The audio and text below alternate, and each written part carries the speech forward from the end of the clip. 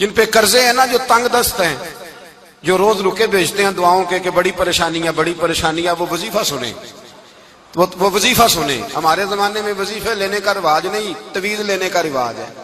لینا چاہیے، تعویذ بری چیز نہیں، اچھی چیز ہے، لیکن زیادہ کام برکت والا کیا ہے؟ اللہ اللہ کرنا۔ ایک تابعی بزرگ، تابعی ہیں، صحابی کے شاگرد ہیں، فرماتے ہیں میں مسجد اقصی میں گیا، فلسطین میں مسجد اقصی میں ایک شخص کو میں نے دیکھا، بڑا نورانی چہرہ اس کا، اور بڑا اس کے وجود کے اندر عجیب سی کشش، خوشبو دور تک پھیلی ہے۔ وہ بندہ نا نماز نہیں پڑھ رہا تھا، سجدے ہی کرتا جا رہا تھا، ایک سجدہ، دوسرا سجدہ، تیسرا سجدہ، اور سجدہ کرتا تو دیر تک سجدہ کرتا، پھر سجدہ کرتا تو دیر تک۔ کہتے ہیں جب وہ فارغ ہوا تو میں نے گزارش کی، کہتے ہیں جب وہ فارغ ہوئے تو میں نے گزارش کی، میں نے کہا بزرگوں ایک بات پوچھنے کو دل کرتا ہے۔ انہوں نے کہا پوچھو۔ کہنے لگے آپ اتنے سجدے کیوں کرتے ہیں؟ کہتے ہیں میں نے پوچھا تو بزرگوں نے رونا شروع کر دیا، اتنا روئے کہ ہچکی بد گئی۔ پھر میں نے کہا حضور میں نے کوئی غلط بات پوچھ لی، آپ تو پریشان ہو گئے؟ کہنے لگے پھر رونے لگے۔ میں نے پھر کہا حضور آپ، میں نہیں پوچھتا سوال، کرتے پھر رونے لگے۔ 3 دفعہ روئے تو کہنے لگے سنو، میں رسول اللہ کا صحابی ہوں، میں نبی پاک کا، میں نے اپنے حبیب سے سنا ہے کہ جب کوئی بندہ رب کو ایک سجدہ کرتا ہے تو اللہ اس کے گناہ معاف کرتا ہے، ایک سجدہ کرتا ہے تو اللہ کیا کرتا ہے؟ بولیے، اللہ گناہ بھی معاف کرتا ہے، رب اسے نیکی بھی عطا کرتا ہے، اور اپنی بارگاہ میں اس کا درجہ بھی بلند فرماتا ہے۔ ایک سجدہ اور 3 فائدے، گناہ بھی معاف ہوئے، نیکی بھی ملی، اور درجہ بھی بلند ہوا۔ کہتے ہیں یہ کہہ کے بزرگ پھر رونے لگے۔ جب وہ خاموش ہوئے تو میں نے کہا حضور اگر ناراض نہ ہوں تو مجھ پر تو کیفیت ہی عجیب طاری ہو گئی ہے، آپ کے اس رنگ نے میرا بھی رنگ بدل دیا ہے، پوچھ سکتا ہوں آپ کون ہیں؟ پوچھ سکتا ہوں آپ کون ہیں؟ کہتے جب میں نے سوال کیا تو انہوں نے پھر آنسو پوچھے، کہنے لگے میں رسول اللہ کا نوکر ابو ذر غفاری ہوں، میں ابو ذر غفاری ہوں، میں اپنی زندگی سجدے میں بتانا چاہتا ہوں، میں وقت اللہ کے حضور سجدہ کر۔ ہمارے ہاں میں نے اس دن بھی کہا تھا، ہمارے ہاں لوگوں نے بہانہ بنا لیا ہے حضور بخشوا دیں گے، محفل نعت 6 گھنٹے کی، نماز 5 منٹ کی، حضور بخشوا دیں گے۔ سنو نا جنہیں حضور بخشوا رہے ہیں، حضور انہیں بتا کیا رہے ہیں؟ حضور انہیں بتا کیا رہے ہیں؟ اللہ اکبر، کیا انداز ہے۔ حضرت ربیعہ بن کعب کہتے ہیں میں حضور کو وضو کرایا کرتا تھا، بخاری مسلم میں۔ ایک دن حضور نے فرمایا سل یا ربیعہ، ربیعہ کچھ مانگ لو، تو کہتے ہیں میں نے مانگا تو پھر میں نے بھی وہ چیز مانگی جو سب سے قیمتی تھی۔ میں نے کہا حضور جنت میں وہ والا مکان چاہیے جس کی دیوار کے دوسری جانب آپ کا حجرہ انور ہو، جس کی دوسری سائڈ پہ آپ کا گھر ہو، تو اڈی میری کاند سانجی ہو گئی، وہ والا مکان چاہیے۔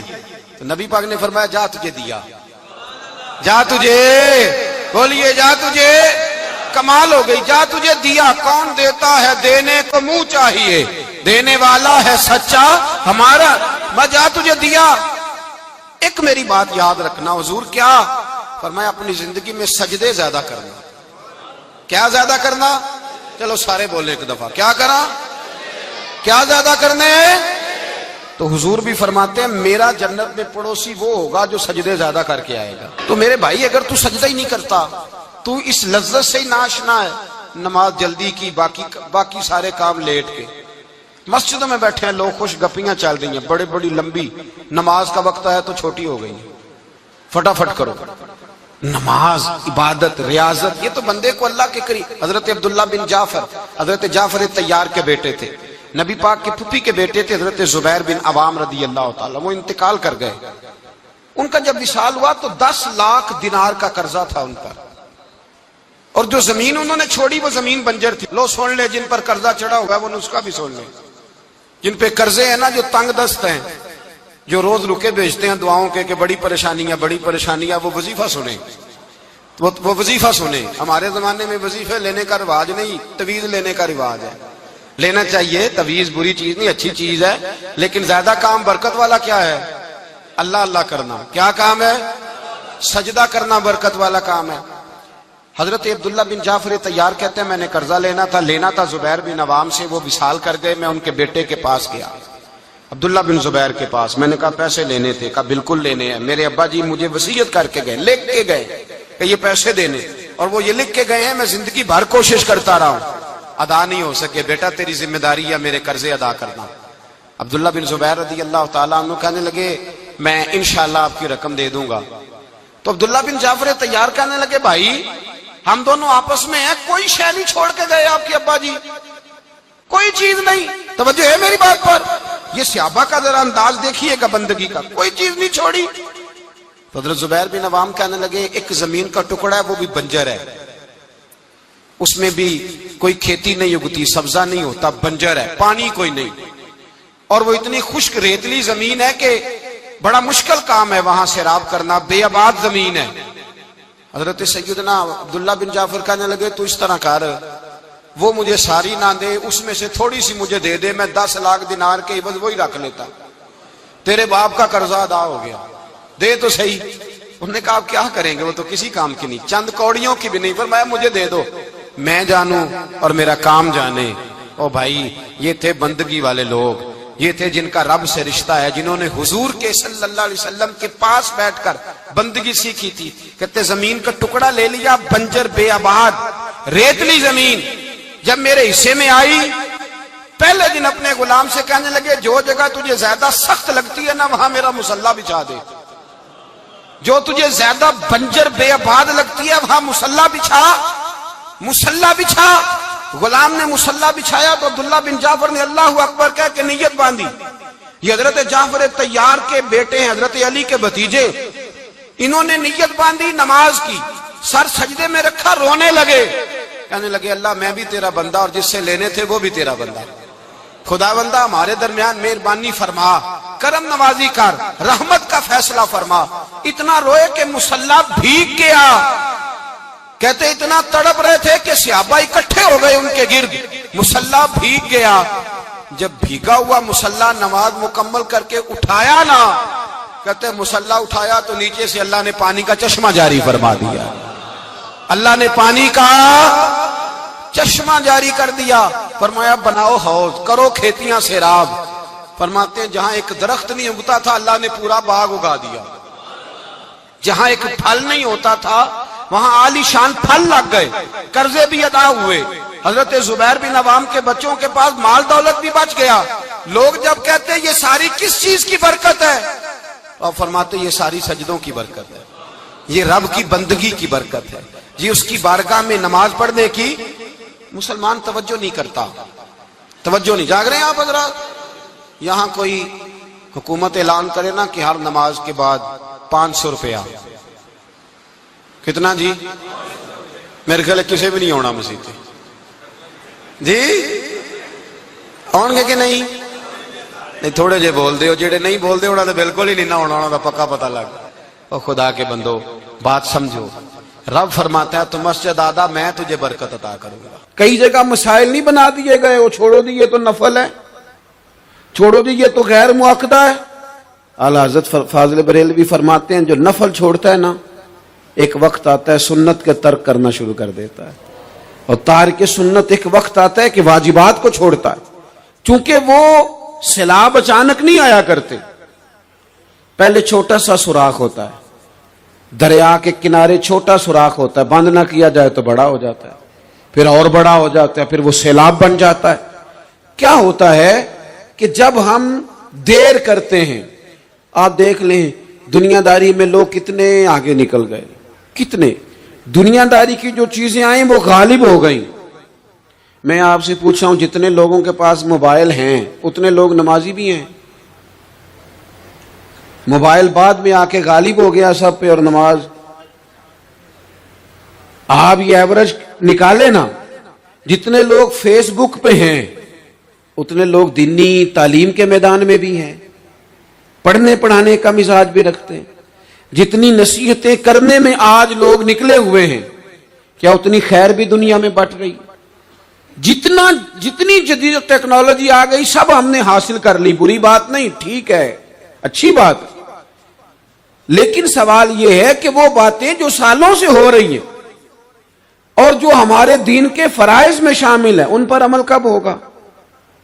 اور میں یہ بہت سارے لوگ ہیں نا دعوت دیتے ہیں کہ آپ تشریف لائیں، اس جگہ پہ آ کے کچھ بات کریں تو میں دوستوں سے کہتا ہوں تقریریں تو اب بڑی سن لی لوگوں نے، تو زمانہ ہو گیا تقریریں کرتے سنتے. سوال تو یہ ہے کہ جو سنا ہے اس پر عمل کس دن کرنا ہے؟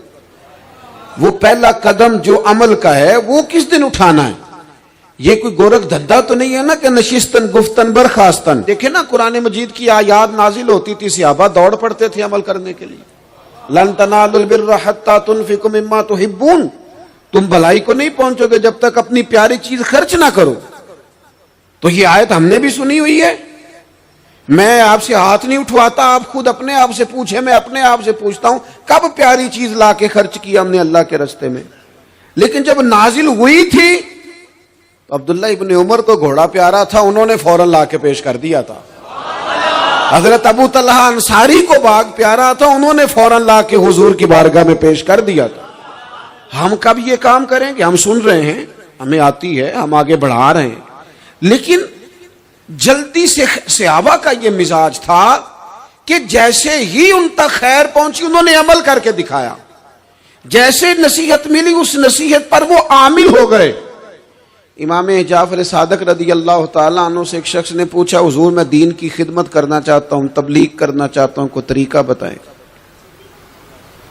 بہت سارے لوگ ہیں آج کل جو یہ چاہتے ہیں کہ جناب مجھے نہ کوئی آپ نسخہ بتائیں، کوئی سلیقہ بتائیں، میں دین کا کام کرنا چاہتا ہوں، دعوت خیر دینا چاہتا ہوں، کوئی طریقہ بتائیں. تو سیدنا امام جعفر صادق رضی اللہ تعالیٰ عنہ فرمانے لگے آسان طریقہ ہے، اور بغیر کسی فلسفے کے، بغیر کسی الجھی ہوئی گتھی کے سلجھی ہوئی بات ہے، بالکل طے.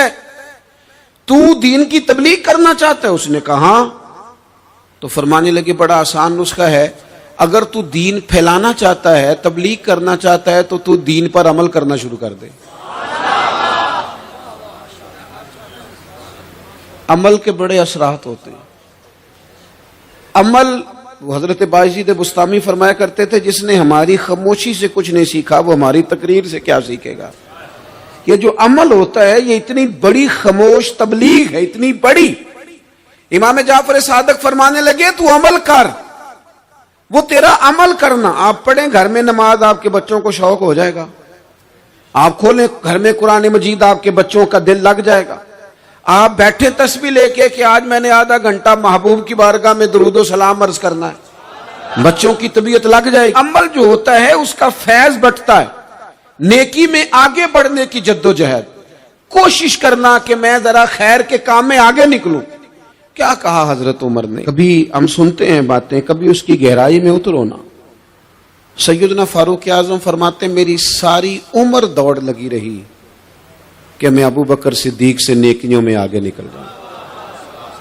ساری زندگی میری دوڑ رہی، جد و جہد رہی کہ میں ابو بکر صدیق سے آگے. 2.5% زکوٰۃ ہے.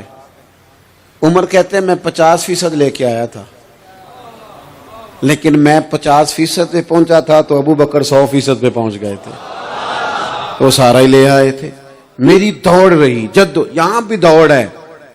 میری عزت کرو، میرے آنے پہ کھڑے ہو جاؤ، معاذ اللہ میرا اکرام کرو، میں فلاں صاحب ہوتا ہوں، قبیلے میں، برادری میں، سوسائٹی میں، سماج میں یہ نام رکھتا ہوں، میں فلاں سیاسی، سماجی، فلاحی، رفائی تعارف رکھتا ہوں، میرا فلاں معاملہ ہے. یہ اس مزاج میں دوڑ لگ گئی، اس طبیعت کی دوڑ لگ گئی. مجھے بھی مانا جائے، مجھے بھی گنا جائے، مجھے بھی شمار کیا جائے، میرا بھی نام ہو جائے، مجھے بھی اگلوں میں رکھا جائے، قرب والوں میں میرا بھی تذکرہ کیا جائے. جو دوڑ ہمیں بتائی اور سکھائی گئی تھی اس دوڑ میں ہم شریک کیوں نہیں ہوتے؟ اس میں آگے کیوں نہیں نکلتے؟ وہ جو ہمیں فرمایا گیا تھا کہ تمہیں پتہ چل جائے پہلی صف کا ثواب کتنا ہے تو تم قرآن اندازی کرو. تو یہ قرآن اندازی کس دن ہونی ہے؟ یہ والی قرآن اندازی کس دن ہونی ہے؟ لیکن وہ قرآن اندازیاں تو ہو رہی ہیں عمرے کے ٹکٹ کی.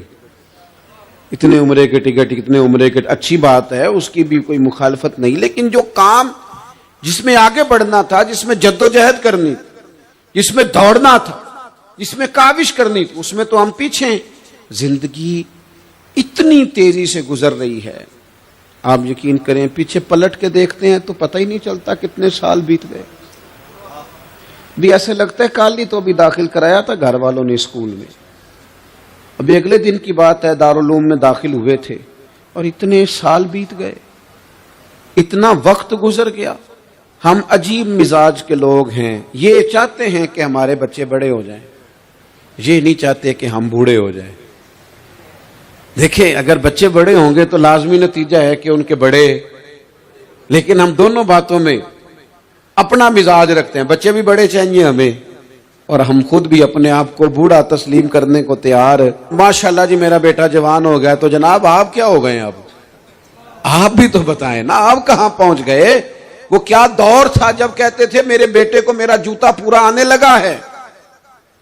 جیسے جیسے بچے بڑے ہوتے تھے والدین کے لہجے میں ٹھہراؤ آتا تھا، ان کی 5 نمازوں کے ساتھ تہجد بھی شروع ہوتی تھی، اشراق اور چاشت بھی شروع ہوتی تھی۔ وہ چاہتے تھے کہ ہمارے بچے ہمیں زیادہ سے زیادہ خیر کرتا دیکھیں، وہ اپنے لفظوں پر، جملوں پر، زبانوں پر، انداز پر کنٹرول کرتے تھے۔ میاں بیوی ایک دوسرے سے کہتے تھے اب لڑنا نہیں ہے، بچے اثر قبول کرتے ہیں، بڑے ہو گئے، اب ہمیں ماحول اور طرح کا بنانا ہے۔ کب آگے نکلیں گے نیکیوں میں؟ کب ہم جد و جہد کریں گے؟ کب ہم یہ والا کام کریں گے کہ نہیں اب مجھے سنور جانا چاہیے، نہیں اب میرے اندر مثبت تبدیلی آنی چاہیے، نہیں اب مزاج میں حلم، بردباری، وقار، وزاداری، یہ چیزیں مجھے پیدا کرنی چاہیے؟ کب بچپنا ختم ہوگا؟ وہ کسی درویش نے کہا تھا نا کہ میں نے 22 سال کے بوڑھے دیکھے اور میں نے 65 سال کے بچے دیکھے۔ کہا جناب کیا مانا؟ کہنے لگے مانا یہ ہے کہ بزرگی سمجھ کے ساتھ ہوتی ہے، عمر کے ساتھ تھوڑی ہوتی ہے۔ وہ تو سمجھ کے ساتھ ہے، جس دور میں سمجھ آ گئی، شعور آ گیا، سمجھ گئے بات کو۔ ورنہ بعض لوگ معذرت کے ساتھ بعض لوگ ساری زندگی سمجھدار ہونے کو تیار ہی نہیں ہیں۔ وہ کچھ ایسی باتیں کرتے ہیں جو ان کے منصب سے میچ ہی نہیں کرتی، ان کے سٹیٹس کے ساتھ وہ اٹیچ نہیں ہوتی۔ بھئی یہ بات آپ کو نہیں کرنی چاہیے تھی، آپ کا معیار یہ نہیں تھا، معیار بلند ہے آپ کا، آپ اپنے سٹیٹس کے حساب سے بات کریں گے۔ تو میرے عزیز آگے بڑھا جائے۔ اب تو کئی ہمارے کلاس فیلو چلے گئے، کئی ساتھ رہنے والے چلے گئے، کئیوں کو ہم دیکھتے ہیں وہ کہتے ہیں یار مہینوں ہو گئے چارپائی پہ پڑے، ملاقاتیں ادھوری رہ گئی ہیں، کئی باتیں ضروری رہ گئی ہیں، کئی لوگ رخصت ہو گئے، تو کیا ہم کب کس وقت ہم عبرت پکڑیں گے؟ بس چپ کر کے جنازہ پڑھ کے آ گئے کہ صرف اسی کا ہونا تھا، قبر پہ فاتحہ پڑھ کے آ گئے کہ صرف اسی کو دفن ہونا تھا، کسی کی کل خانی میں چہلوں میں شرکت کر کے آ گئے، کسی کی ہونی تھی میری ہونی نہیں ہے۔ اپنے اعمال میں پختگی لائی جائے، آگے بڑھا جائے۔ حضرت جابر ابن عبداللہ رضی اللہ تعالیٰ عنہ فرماتے میں نے میدان احد میں ایک صحابی کو دیکھا کھجور کھا رہے تھے۔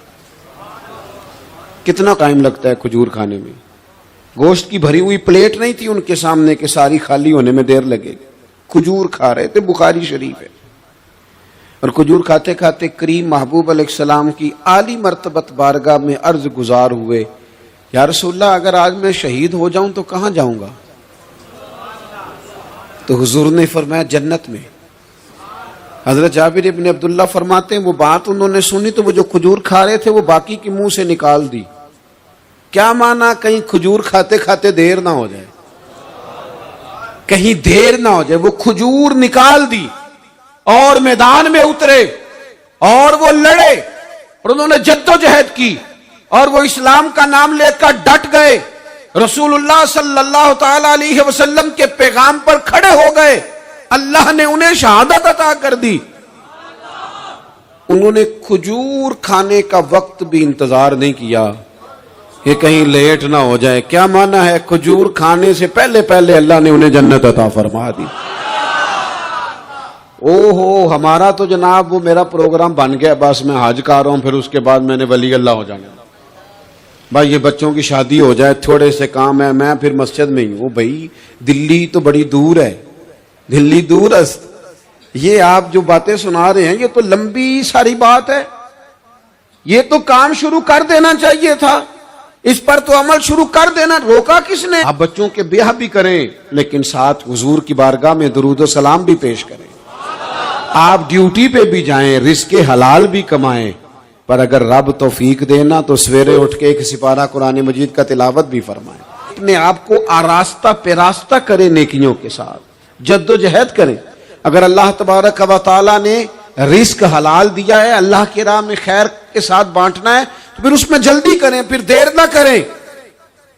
جوانوں، جس طرح سیر کرنے کا عمر جوانی ہے نا، کھانے پینے کا عمر جوانی ہے، اور کہیں آنے جانے کا ٹائم جوانی ہے، میں سچ بتاتا ہوں عبادت کرنے کا ٹائم بھی جوانی ہے، دین کی نوکری کرنے کا وقت بھی جوانی ہے، ذکر کرنے کا ٹائم بھی جوانی کا ہے، درود و سلام عرض کرنے کا ٹائم بھی، کعبۃ اللہ کے پھیرے کا مزہ بھی جوانی میں، اور حضور کی محبت میں رونے کا مزہ بھی جوانی میں، ان کا نام لے لے کے جینے کا مزہ بھی جوانی میں، ان کے تذکروں کا مزہ بھی جوانی میں۔ عشق لگا سی کھیڈاں کھیڈ دینوں تے مینوں کھیڈاں پل گئیاں، میں کجل پایا سی یار دے ویکھنے نوں، پھر او دی یاد وچ روندیاں ہی ڈل گئیاں۔